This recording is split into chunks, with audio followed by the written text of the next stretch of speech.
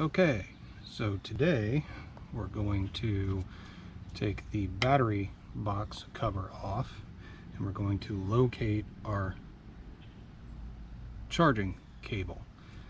So in order to do that, you want to use something like this and not a screwdriver so you don't scratch your paint. And sorry the bike's so dirty, haven't been able to ride it or clean it. So you can sometimes get your fingers in here and pull it off.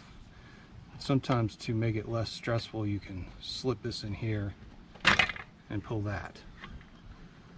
And then this drops down, and there is a bolt down here that holds this in. So if you want to take it all the way off, you'll take that out first. But for our purposes, it can stay there. So my cable was right here and not reachable from outside the bike. So what we're going to do is we're going to secure it to this. So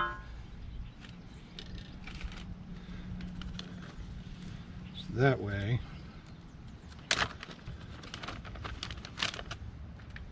doesn't get out of the way.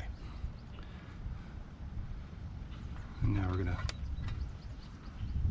this is the top of the clip, that's the top of the clip, these are where it goes in. You just want to keep it free from any cables going in and out. Alright, so I'm going to zip tie this up real quick and I'll be right back.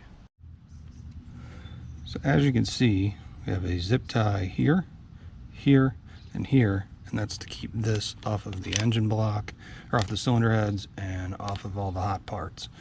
I don't think it'll burn because it's pretty thick, but we don't want to take that chance. And then the next thing we do is we slide this around and we put it back together, and it just snaps.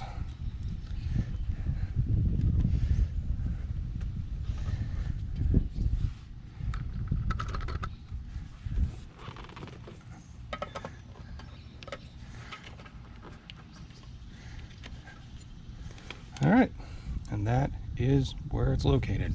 And then when you want to use it, you just pull the cover off and you plug it in.